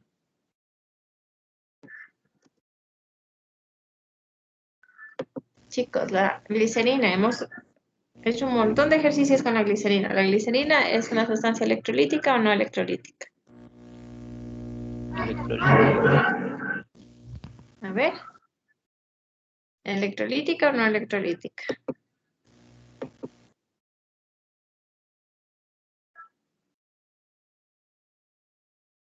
A ver, voy a preguntar al azar. Señor Usca.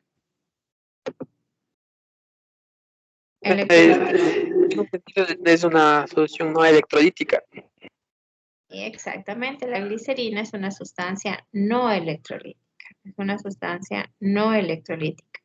Entonces, si es que es una sustancia no electrolítica, a mí me quedaría la fórmula de esta manera. Variación de la temperatura de ebullición es igual a la constante de ebullición multiplicado por la molaridad. En este caso, vamos a ver. Constante de ebullición. Yo voy a entrar a la tabla que usted tiene. ¿Cuál es el disolvente que nosotros tenemos? ¿Cuál es el disolvente? Etanol. El etanol. Por lo tanto, ¿cuál es el valor de la constante de ebullición? 1,22. 1,22. Entonces nos vamos a ir acá y voy a poner 1,22 grados centígrados molar multiplicado por la molaridad, que yo ya la tengo ahí, que sería 3,5674 molar. Molar con molar se van a ir y esto me va a dar a mí un resultado de, si son tan amables, 4,35, 22, 28. 4,35, 22. 22, 28. Vamos a actuar con dos decimales, 4,35. Esa es la variación de la temperatura. Como yo le indiqué ayer, simplemente usted calculó este tramo de aquí, pero yo no le estoy pidiendo eso, yo le estoy pidiendo que usted calcule el punto de ebullición de la disolución. Por lo tanto, usted tiene que sumarle al punto de ebullición del disolvente puro. Vamos a volver a la tabla y vamos a ver el punto de ebullición del disolvente puro. Entonces, ¿cuál es el punto de ebullición del disolvente puro? En este caso, el de etanol. 4 grados centígrados. Grados centígrados. 4 grados centígrados. Entonces, el punto de ebullición de la disolución es igual 78,4 más la variación que usted acaba de calcular, que es 35 grados centígrados. Esto me da un valor resultante de 82,45. 82,45, ¿seguro? Me daría 82,45, chicos, ¿seguro? 75, perdón. 75 grados centígrados. Y está resuelta la primera parte. Vamos a la segunda dilución. Usted tiene el mismo etanol, pero ahora tiene... ¿Qué tipo de compuesto es este? ¿Molecular o iónico? Iónico. Iónico. ¿Y qué decía la teoría? Que cuando es iónico hay que incluir el compuestos iónicos, sustancias iónicas, hay que incluir el factor de Levajov. La teoría decía que las sustancias iónicas son electrolitos fuertes. Entonces, me la está mezclando. Tiene la idea, pero me la está mezclando. Entonces, todas las sustancias iónicas se consideran electrolitos fuertes. Lo que decía es que su solubilidad cambiaba en el agua, que no todas eran solubles en agua. Pero bueno, eso es otro tema. Entonces, todos los compuestos iónicos son electrolitos fuertes. Y entonces, si yo identifico un compuesto iónico, pues de ley voy a tener una sustancia electrolítica. Entonces, eso le puede dar a usted ayuda para identificar. Por favor, usted tiene que saber la teoría. Entonces, si no se acuerdan, por favor, anótelo. Que ahí estaba. Yo le enseñé cuando vimos electrolitos. Todas las sustancias iónicas son electrolitos fuertes. Entonces, tú tienes el dicloruro de berilio. El dicloruro de berilio, cuando entra en contacto con el disolvente, ¿cómo se disocia? ¿Cómo me quedaría? ¿Cómo se disocia? Un berilio Un berilio y dos átomos. Exactamente, tengo un berilio que estaría con más 2. ¿Y cuántos cloros tengo? 2. 2. Entonces tenemos cloro menos y cloro menos. Entonces, el factor Revanhot se calcula. Número de partículas reales en la disociación. ¿Cuántas partículas tenemos en la disociación? 3. 3. Dividido para el número de partículas iniciales. ¿Cuánto era su número de partículas iniciales? ¿Cuánto tienes? 1. Usted tiene 1. Por lo tanto, el factor Revanhot es 3. Entonces, variación de temperatura de fusión es igual. Como es una sustancia electrolítica, factor Revanhot, constante de ebullición, multiplicado por la molaridad. Entonces, factor Revanhot, ahora sí, factor Revanhot tenemos 3 por la constante de ebullición, que es 1,22 grados centígrados, y por la molaridad que yo le di, que tiene un valor de... Se me fue para acá, lo siento. 1,22, no, 2564 molar. Entonces, molar con molar se van a ir y esto me da un valor de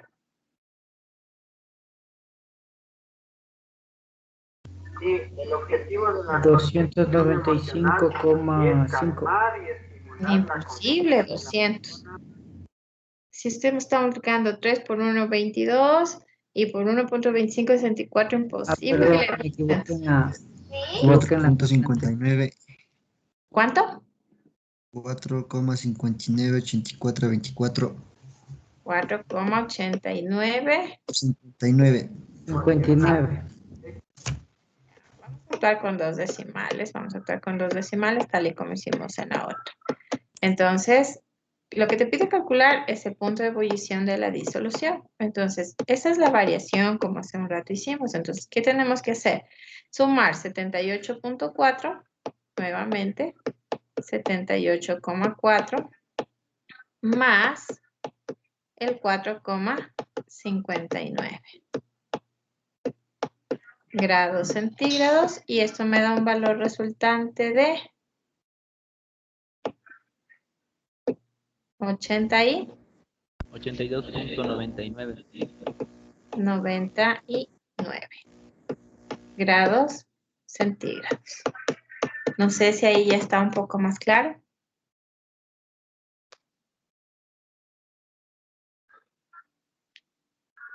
Sí. Listo. ¿Alguien tiene alguna pregunta más?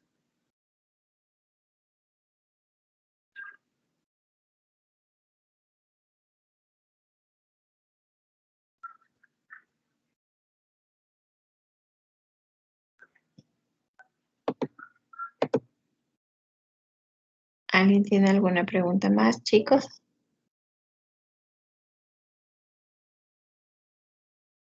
¿No? Inge, yo tengo.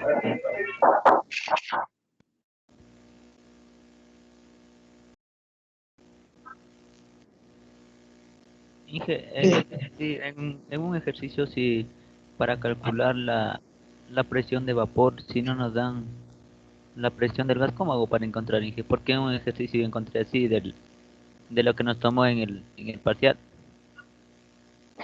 Un ejercicio como... Ahí sí no le entendí. Lo que me está Ya le preguntando. yo le pongo, Inge, el ejercicio aquí Claro, con en gusto.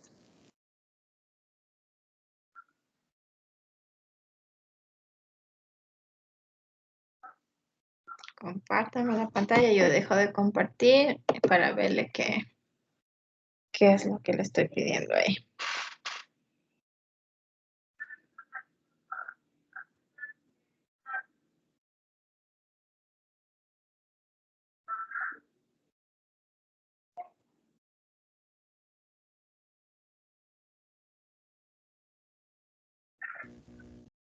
Ahí le puse un... ¿Por qué no me comparte la pantalla? A ver, déjame Ya ver. le compartí. Es que así no me deja ver mi hijo. Mire, no le puedo ver. Está muy chiquitito. Compártame la pantalla y con mucho gusto le ayudo.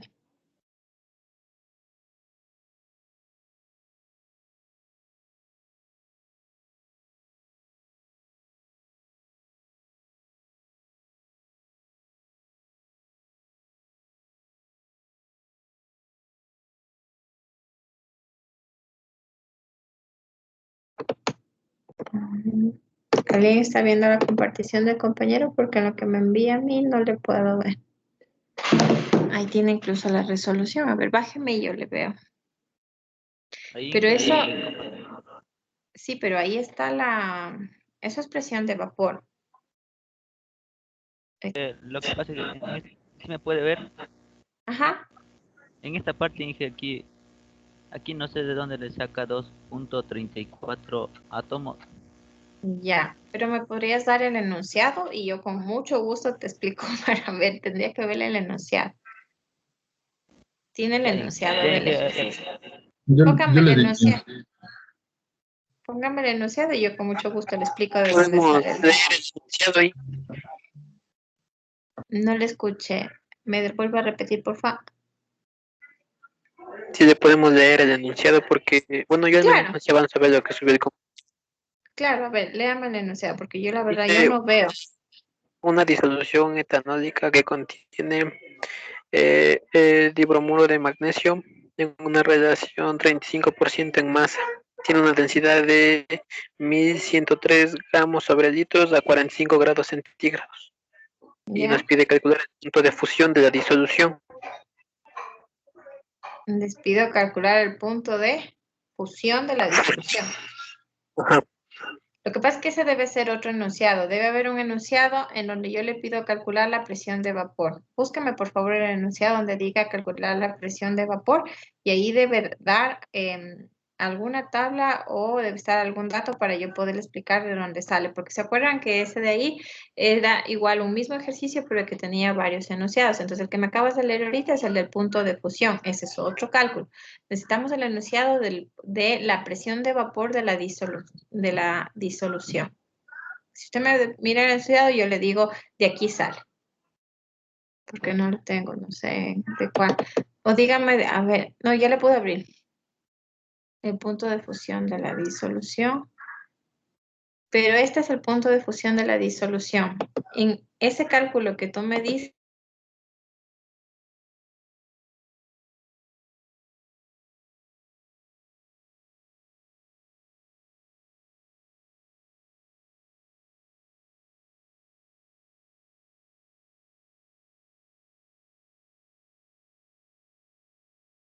chicos, ¿me escuchan? Me salí sin querer por estar cerrando el chat, se me cerró la reunión. A ver, déjame ver si me deja ingresar a mí al aula virtual y abrimos ese ejercicio, ¿ya? A ver, déjame ver si me deja ingresar al aula virtual porque hace rato no me dejó. O busquen el enunciado de la presión de vapor, si ustedes están en el aula virtual.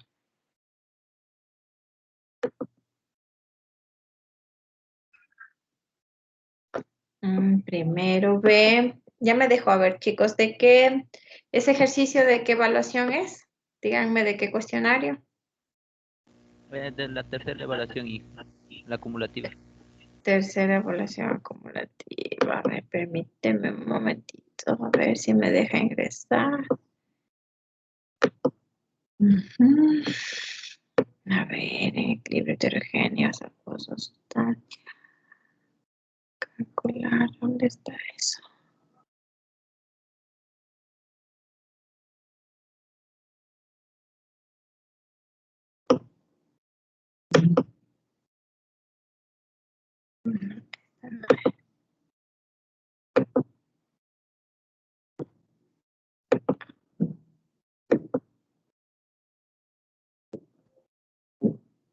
A ver, te indico. Ya lo encontré. Les comparto pantalla. Ese es esta de aquí. Una disolución etanólica que contiene dibromuro de magnesio. Tenemos en una relación 35% en masa. Tiene una densidad de tanto. Calcular la presión de vapor de la disolución en milímetros de mercurio. La presión del etanol a 45 grados centígrados es 2.34. Entonces, ese dato que tú me pones ahí, ahora sí, por favor, si me compartes pantalla, si es tan amable, me comparte pantalla nuevamente para indicarle por qué se toma ese dato. Compártame pantalla con la resolución. Ya dije, ya lo compartí.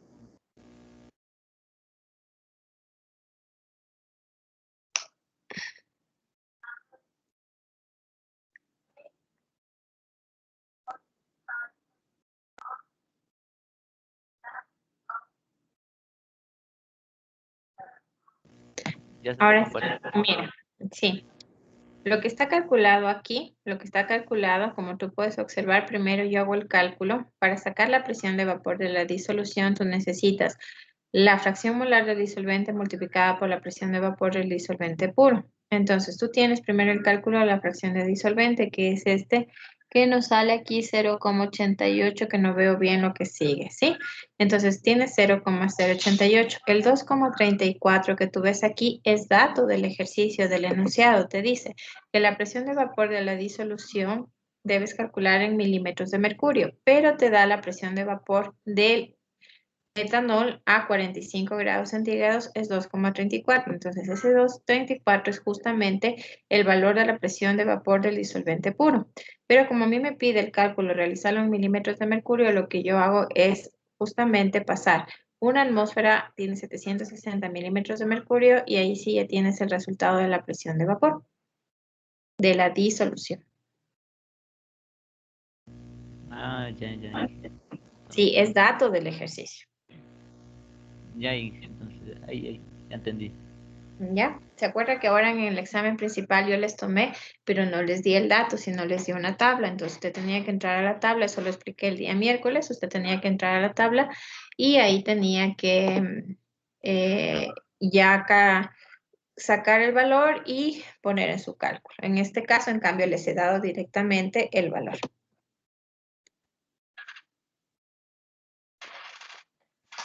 Ya, Inge, gracias. Listo, chicos.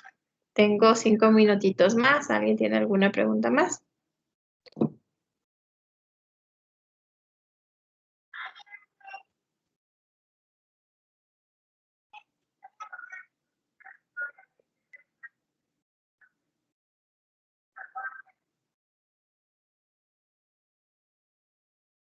No.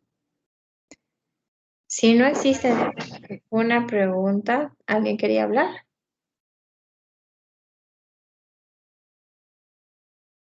No. Si no existe ninguna pregunta más, chicos, la evaluación la tenemos para el día jueves de la próxima semana.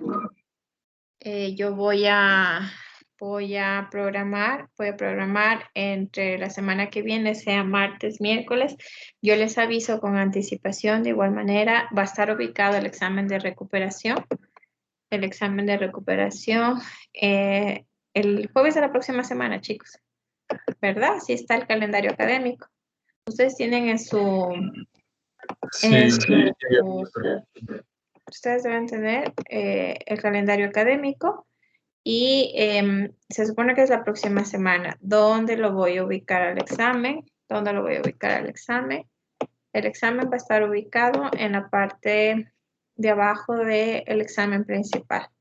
El examen de recuperación va a estar ubicado aquí en la parte de abajo. Voy a tratar de tener las notas listas para el día viernes. Para el día viernes voy a tratar de tener las notas listas. Les habilitaré. Igual, de igual manera, yo pasaré la nota directamente ya al sistema. Si es que usted en caso tiene algún inconveniente, tal y como hicimos en el examen principal, el día viernes yo les daré una hora a través del grupo de WhatsApp, les escribiré y les haré decir, chicos, si es que alguien tiene algún inconveniente con la calificación, pues les atenderé mediante Microsoft Teams, como siempre les he atendido de manera personal, de tal hora a tal hora. Yo les avisaré mediante el grupo de WhatsApp. Lo que sí les pido de manera encarecida, ese tiempo que me tome para atenderles es justamente para si es que existe algún inconveniente en la nota. No es inconveniente en la nota, me falta 1, me faltan 2 puntos, solo me falta 0,5. Yo quiero que me entiendan que las notas que salen en el sistema son las que yo tengo que subir. Yo no puedo de ninguna manera poner a un estudiante más o menor nota por ayudas de trabajos extra. Así que lo que usted saque en su examen es lo que va a estar registrado en su sistema académico. No existe ningún trabajo de recuperación extra más que el examen que usted va a dar. Eso no es legal. Yo no puedo enviar a nadie trabajos extra de recuperación. Así que le pido de manera más comedida, estudie para su examen. Que al final yo no voy a poder poner ninguna nota fuera de lo que esté en el sistema académico. ¿Sí? Entonces, por favor, si usted tiene algún inconveniente con la nota, con mucho gusto yo le voy a atender, como siempre lo he hecho. Yo creo que nadie le ha negado la atención. Me han escrito a veces que no han podido a la hora que les he dictado y les he atendido. Pero por favor, para algún inconveniente que usted tenga, algún reclamo realmente que sea válido, ¿sí? Entonces, con mucho gusto yo le ayudo, pero no es reclamo y que me falta un punto, reclamo y que me faltan 2 puntos. Por favor, si es que es esa situación, yo le pido de manera especial, no lo haga, no me reclame de esa manera porque eso no es reclamo. Yo no le puedo ayudar, ni le puedo poner una nota que usted no ha sacado en su evaluación. Así que les pido de manera especial estudiar muy bien para esa evaluación y que todos la próxima semana podamos lograr el paso del semestre. Como ya son las 10:56, me voy a despedir por el día de hoy a través del grupo de WhatsApp. No se preocupen que yo les pondré en dónde está ubicado el examen y estará programado. Cualquier duda, cualquier pregunta, siempre a las órdenes a través de los medios oficiales. Ingeniero, muchas gracias. Gracias, chicos, a ustedes. Cuídense mucho.